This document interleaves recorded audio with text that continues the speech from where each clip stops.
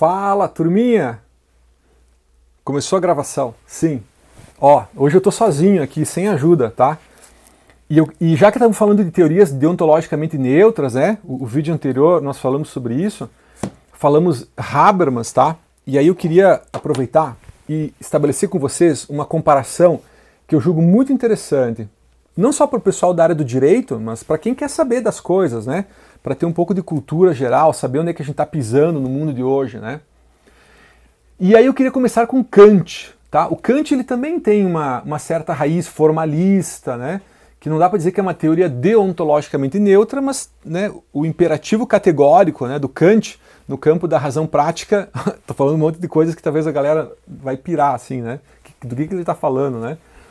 O imperativo categórico do Kant no campo da razão prática, ele é formal, certo? Ele não diz assim qual que é o dever, né? O que é para fazer, faz isso, faz aquilo, não faz isso, não faz aquilo, né? Aquela moralização, né, que a gente vê hoje, tá? Só que eu procurei o livro do Kant aqui e não achei, é o Fundamentação da Metafísica dos Costumes, esse que é o livro que eu estou procurando aqui na biblioteca, e eu não achei ele em lugar algum, a gente meio que coloca os livros, às vezes fica um pouco fora do lugar, e aí não encontra. Então eu peguei um aqui dos dinossauros, ó, só para fazer de conta que eu estou lendo, né, porque a galera adora, assim, tipo, aparecer, abrir o livro, assim, né, esse movimento solene, formal, assim, né, de pegar o livro e ler, e tal, né? Então só para passar uma certa credibilidade, tá? Eu peguei um livro dos dinossauros, né? E Kant não deixa de ser um dos grandes dinossauros, né? Da história da filosofia contemporânea, tá? De peso, diga-se de passagem, né? E aí eu vou abrir aqui numa página aleatória e como eu lembro de cor, né? O imperativo categórico de Kant, mesmo não tendo o livro, eu vou lhes contar como se eu estivesse lendo aqui, tá? O que é o imperativo categórico? Ó, o categórico, galera, é diferente dos hipotéticos. Os hipotéticos são aqueles que admitem exceção. Os categóricos são aqueles que seriam, digamos assim, universais, perpétuos, que eles poderiam valer em qualquer lugar, em qualquer tempo, né? Então, quando você pergunta por um imperativo categórico no campo das normas, você está perguntando assim, será que existe uma norma que não é relativa? Uma norma que ela deveria valer em qualquer circunstância, em qualquer tempo, em qualquer lugar, tá?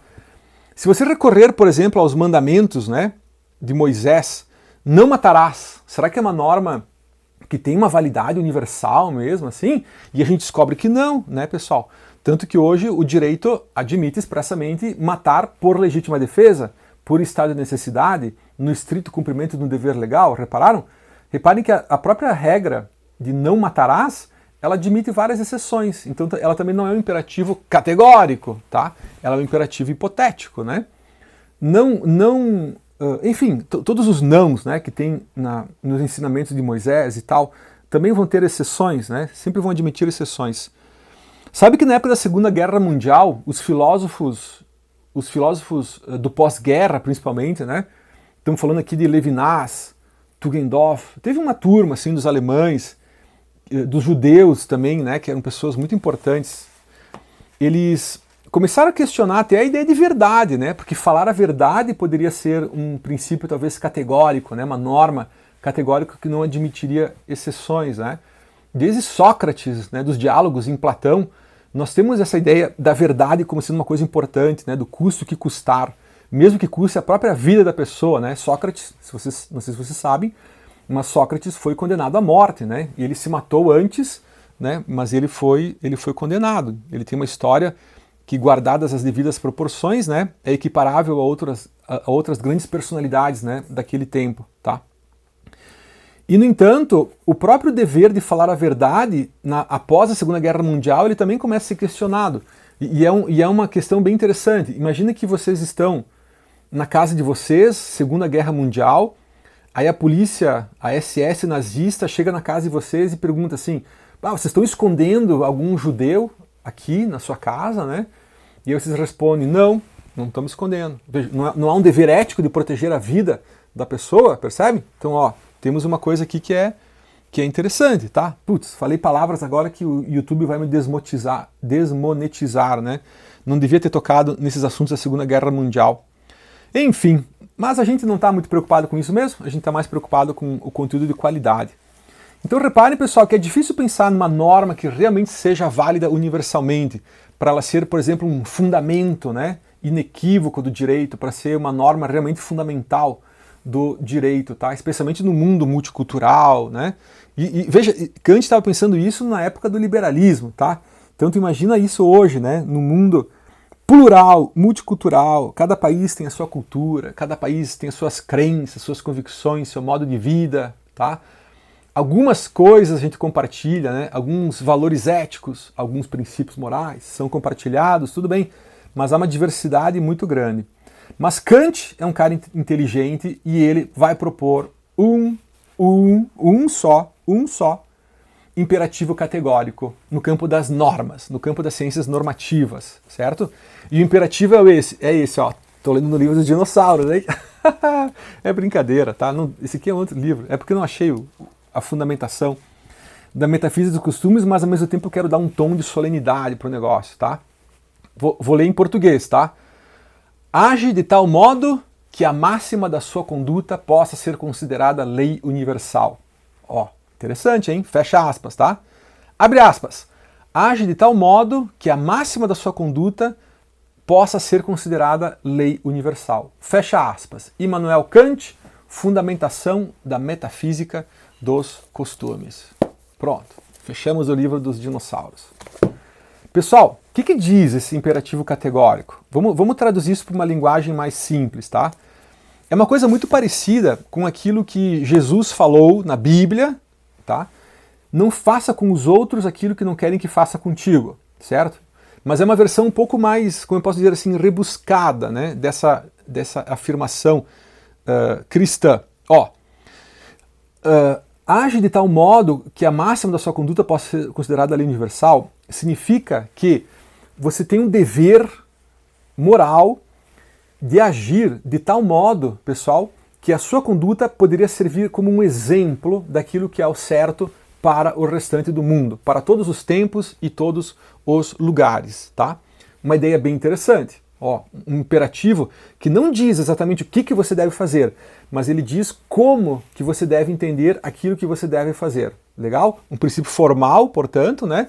Ele não tem substância, ele não tem matéria, ele não tem conteúdo, tá? Ele é puramente formal.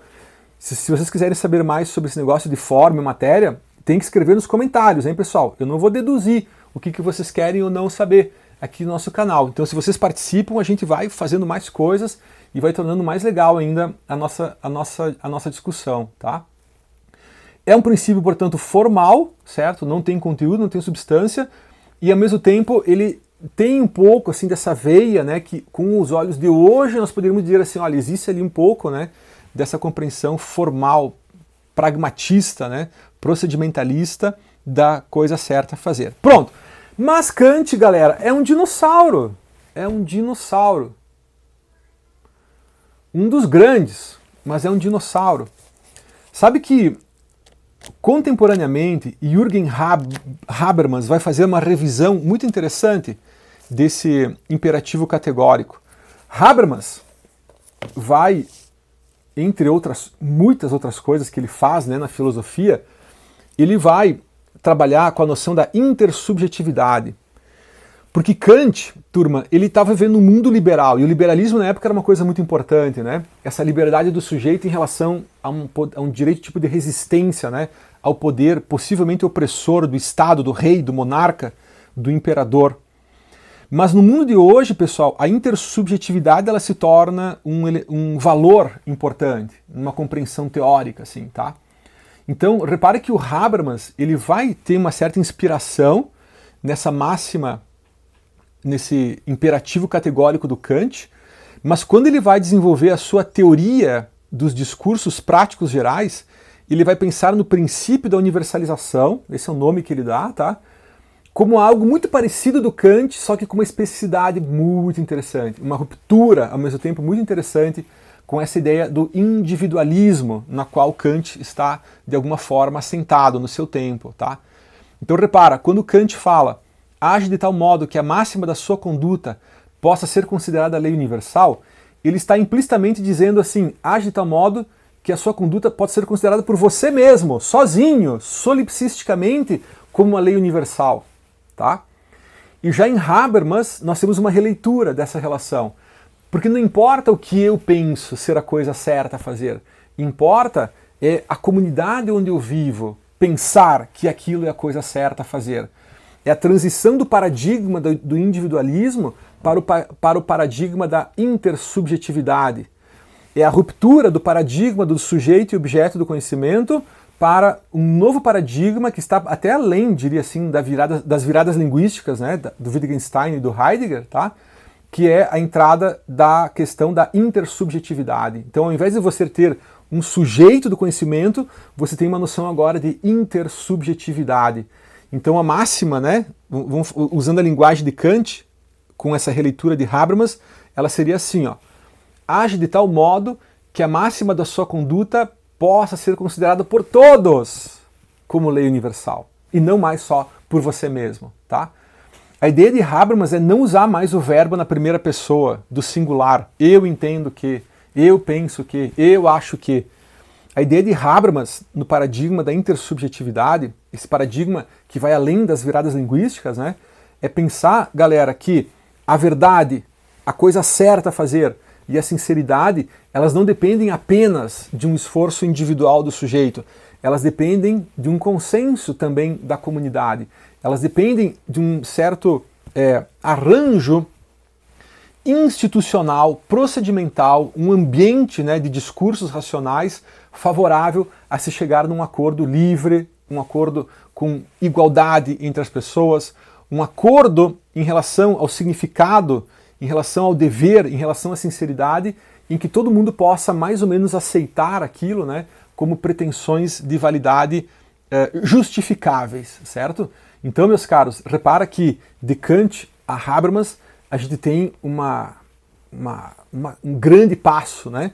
Uma grande transformação nessa forma, né, de compreensão da noção, digamos assim, deontológica, né, que a gente pode ter de uma teoria. Tá? Muito interessante essa contribuição de Habermas.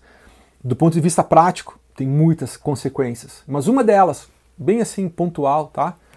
Juízes, advogados, promotores de justiça, que costumam, com base, por exemplo, em Kelsen, né, que Kelsen ele é um neo-kantiano, tá, entre outras coisas, certo? Costumam começar seus pareceres, as suas decisões, tipo assim, eu entendo que, pronto, tá? Eu entendo que. Não é mais assim que funciona, galera. No mundo da intersubjetividade, nesse novo paradigma, a gente não importa o que cada um de nós pensa individualmente, certo? O que importa, pessoal, é que a gente vive numa comunidade que elegeu como valores importantes tais valores, ou que elegeu como princípios morais importantes tais princípios, percebem?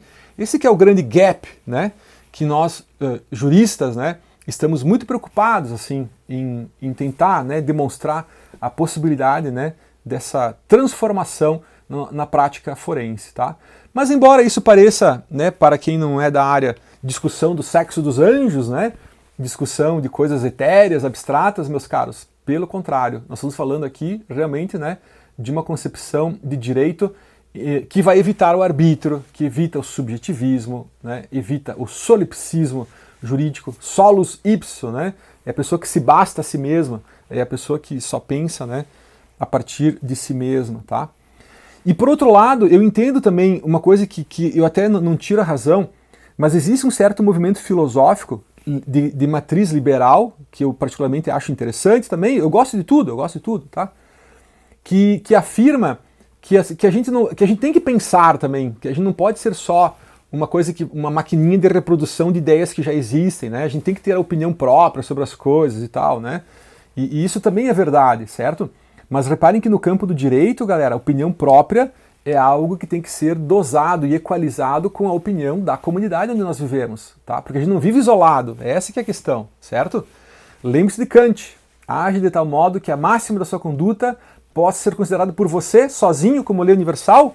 Bom, pode até ser uma boa ideia, tá? Mas no mundo que a gente vive hoje, de complexidade, de uma cultura muito mais efêmera, muito mais rápida, lembrando Zygmunt Bauman, para quem gosta, né?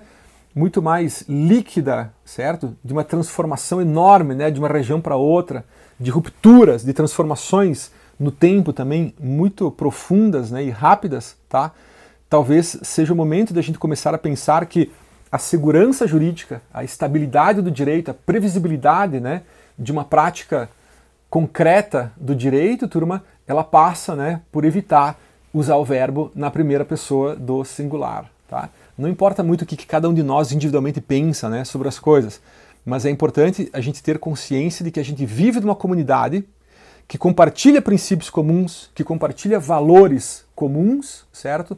E com base nesses princípios e nesses valores, com base nessas tradições históricas e nesses objetivos que nós queremos para o futuro, tá? A gente possa realmente construir e consolidar uma sociedade mais justa e igualitária. Como diz a nossa Constituição Federal, ó, o verbo aqui, meus caros, não é no singular, o verbo agora é no plural. A nossa, né, Constituição Federal, não a minha, não a sua, né, não a dos tribunais, né, é a nossa.